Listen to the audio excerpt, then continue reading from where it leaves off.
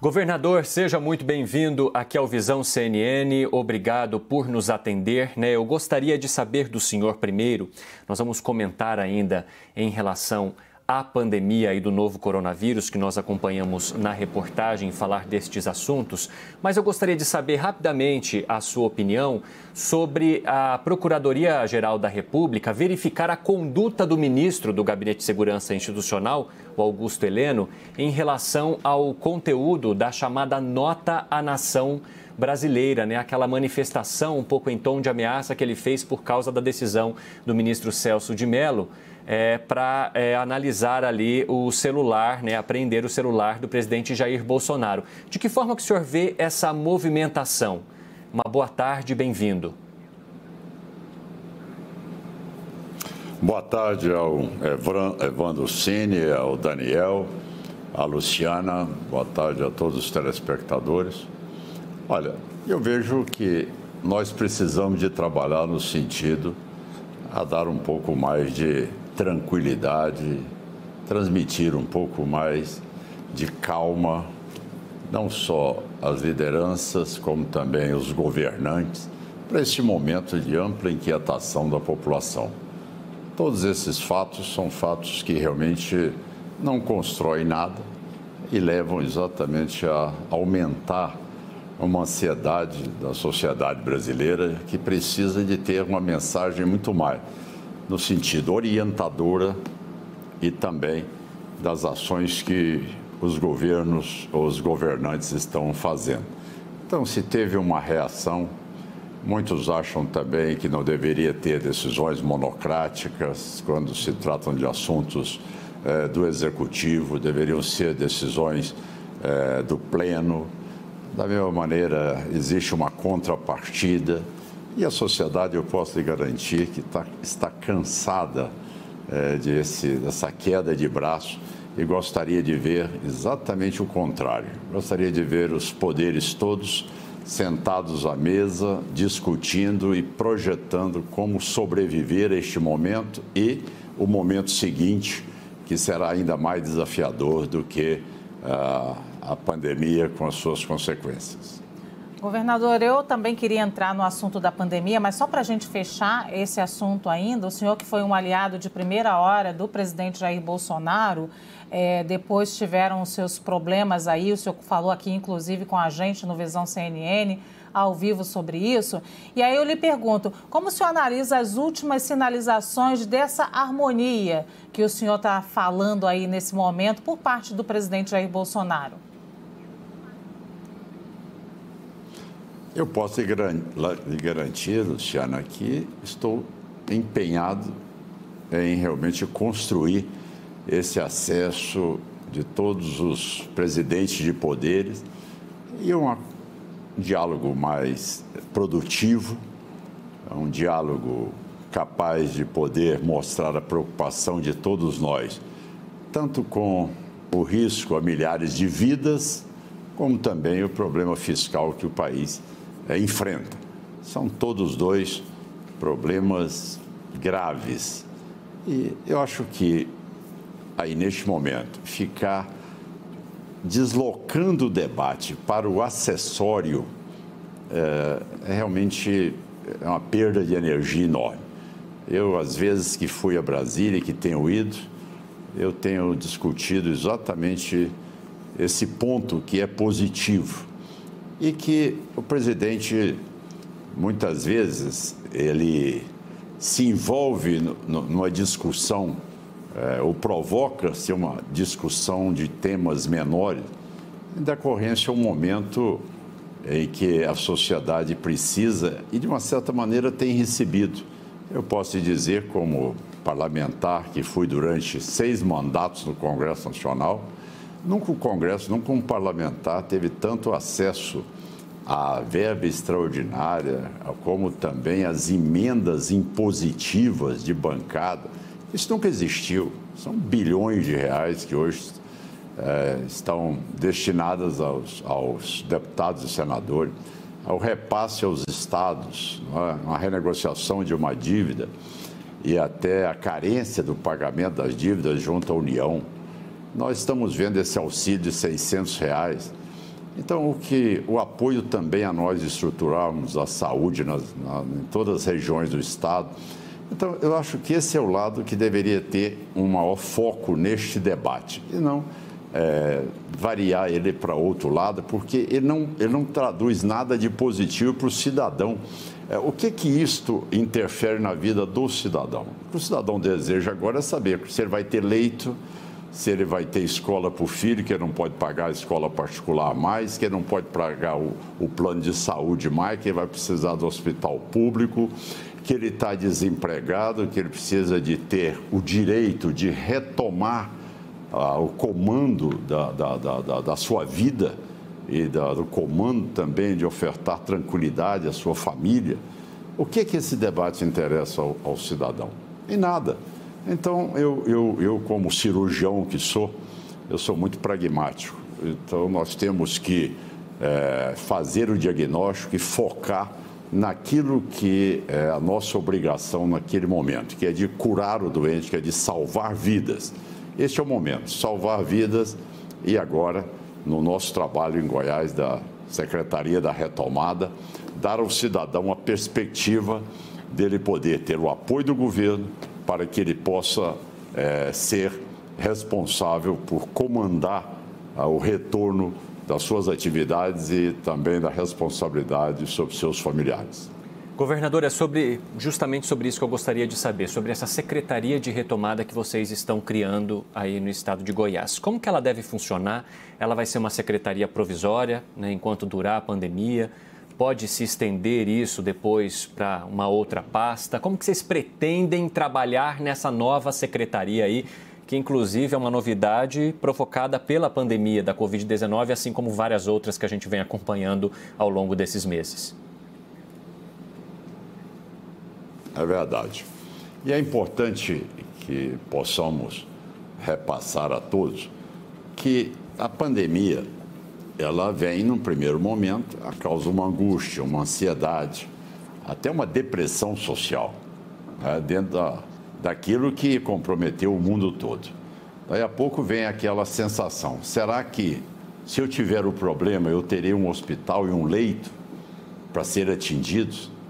Junto a isso vem a perda de receita, o desemprego, o fechamento das empresas, junto a isso um processo que existe um seguro-desemprego, mas tem um período limitado, outubro, novembro já não terão mais direito a ele.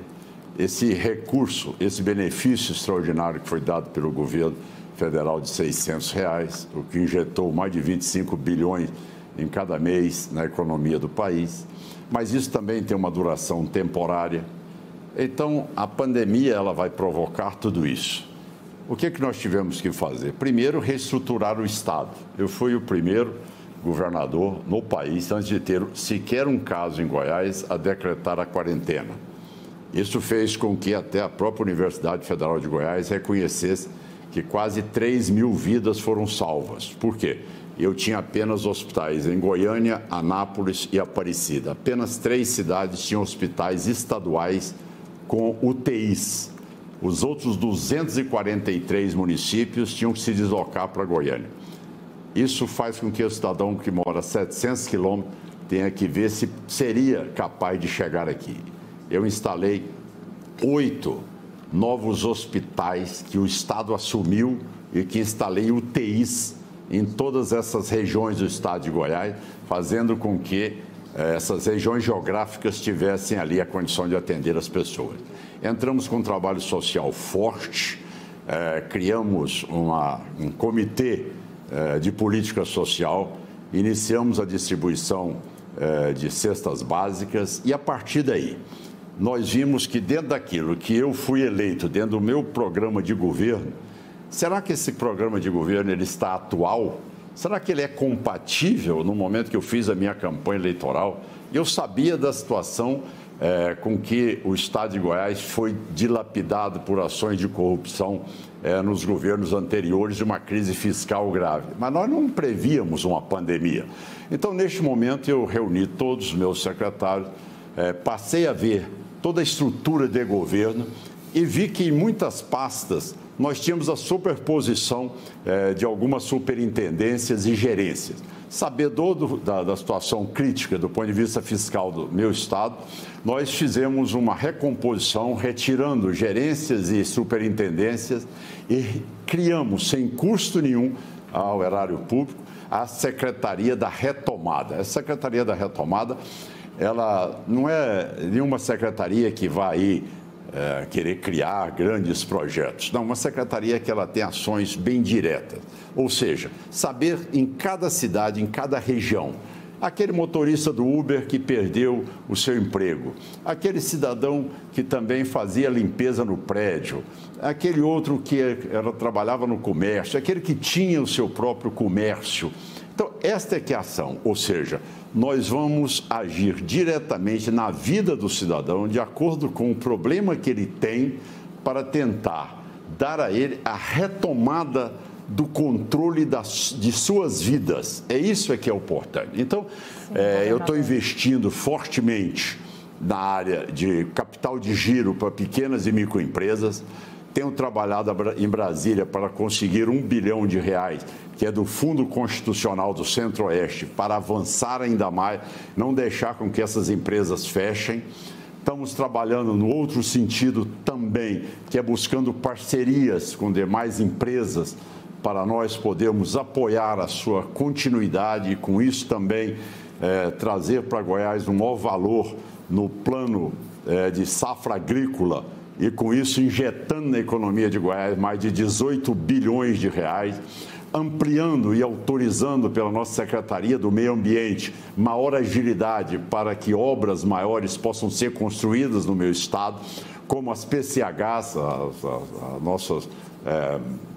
as nossas hidrelétricas de pequeno tamanho, são pequenas hidrelétricas, que nós temos uma demanda enorme pelo potencial que tem em Goiás, a agropecuária crescendo. Para vocês terem uma ideia, o crescimento da agropecuária no primeiro trimestre de Goiás chegou a 18%, e que nós fechamos aí o PIB do primeiro trimestre, Goiás com 3,4% positivo, enquanto o Brasil deu negativo. Então, nós antecipamos o processo e já estamos trabalhando, porque a retomada é exatamente essa que eu disse que é o mais grave. Qual é a consequência atual agora? Agora nós vamos conviver, tá certo? Hoje nós temos aí 10 milhões de brasileiros empregados e que não receberam. Nós temos quase que 90 milhões de brasileiros que estão na situação hoje de carência, de desemprego. Quando não tiver mais o benefício especial, ele não terá como manter a sua família. Então, já que esse processo vai agravar a partir de agora, de agosto, de setembro, tá certo? De outubro, nós temos que trabalhar esse processo com muito afinco e com muita competência e não esperar chegar o processo. Então, esses são os objetivos: dar ao cidadão a condição de resgatar o seu emprego, resgatar o ânimo. Você sabe que existe uma depressão enorme, tá certo? Em toda a comunidade. O cidadão, ele está sem rumo. Ele, de um dia para outro, ele perdeu o emprego, ele perdeu a condição de controlar a sua própria vida. Governador, então, a função do Estado agora é exatamente essa. Não é ficar lamuriando, não é ficar se perdendo em coisas menores, e sim focando aquilo que o cidadão realmente espera dos governantes. Em Goiás, eu posso te garantir que nós temos o apoio de grande parte da população. Foi colocado aí segunda-feira, vou fazer uma reunião com todos os prefeitos, deputados estaduais, federais, presidentes de poderes e a imprensa também, para dizer aos prefeitos: olha, eu, hora nenhuma, abri dentro daquilo que deve ser o tratamento correto num período de pandemia, tá certo? Mas se nós não tivermos aí o compartilhamento e a responsabilidade dos prefeitos, que muitas vezes estão preocupados com suas eleições, tá certo? E levando a essa proliferação de mais de 1.000 casos dias de contaminação, nós teremos uma dificuldade enorme, porque nenhum país do mundo suportou quando a epidemia teve um crescimento exponencial dos números de contaminados. Então, é desta maneira que eu estou agindo, fiz a tarefa de casa, mas é preciso que todos os setores também, dos poderes constituídos e das lideranças, se ocupem neste momento em que Goiás agora, sim, chegou e está no epicentro da contaminação do coronavírus. Governador, obrigada. O nosso âncora em Brasília, Daniel de Juto, tem também uma pergunta. Eu peço ao senhor que faça uma resposta um pouco mais curta para a gente poder fazer outras perguntas que são importantes aqui, caras para a gente, governador. Daniel, pode falar. Obrigado, Luciana. Governador, boa tarde. Um prazer falar com o senhor novamente. A minha pergunta vai justamente nesse sentido da reunião de segunda-feira com prefeitos e demais autoridades que o senhor citou. Há a possibilidade de ser decretado, ainda que seja um lockdown temporário, para conter esses números, o avanço desse número no Estado? E outra pergunta vai relacionada à responsabilidade. O presidente Jair Bolsonaro disse que a responsabilidade agora, nesse momento, é justamente de governadores e prefeitos, dada a decisão do Supremo Tribunal Federal. O senhor também interpreta assim? A decisão, o Supremo e a própria Constituição, no seu artigo 24, nos dá esse direito compartilhado, né, de nós podermos decidir sobre matérias da saúde. E o Supremo já acabou de decidir sobre esse assunto. O que nós precisamos é de ter um discurso uniformizado. Isso é fundamental. E aí não são apenas os governadores e prefeitos, e também o governo federal e o próprio presidente da República priorizando, neste momento, apoios às regiões, porque você sabe que o vírus ele tem uma dinâmica própria. Então, não tem um remédio só e uma estratégia única, tá certo? Ela é de acordo com aquilo que nós vamos estar passando naquele momento. Até agora, nós conseguimos segurar. Agora, é realmente um quadro preocupante. E por isso nós estamos tomando essas medidas todas neste momento. Então, eu vejo assim, em relação à primeira pergunta, é dizer que não é possível mais também os prefeitos não assumirem neste momento a sua responsabilidade, as suas responsabilidades, de coibir os excessos. E dentro do meu pensamento, quando você formula a pergunta, eu concordo plenamente com você. Eu acho que a única maneira que funciona, no caso específico do coronavírus, é um fechamento mais rígido, deixando apenas os serviços essenciais durante uma semana, depois reabre por um período maior, e aí vai se intercalando um período de total fechamento para outros períodos de flexibilização. Até porque todos nós sabemos que esses períodos, então, eles darão um fôlego a nós para que o afluxo de pessoas aos hospitais não seja em proporções que não tenhamos leitos e nem força de trabalho para tratá-los. Tá certo, então. A gente agradece aqui a participação do governador de Goiás, Ronaldo Caiado, por mais uma vez estar aqui com a gente no Visão CNN. Muito obrigada, governador. Uma ótima tarde ao senhor. Muito obrigado, Luciana. Muito obrigado ao Evandro e ao Daniel. Obrigado. Até mais.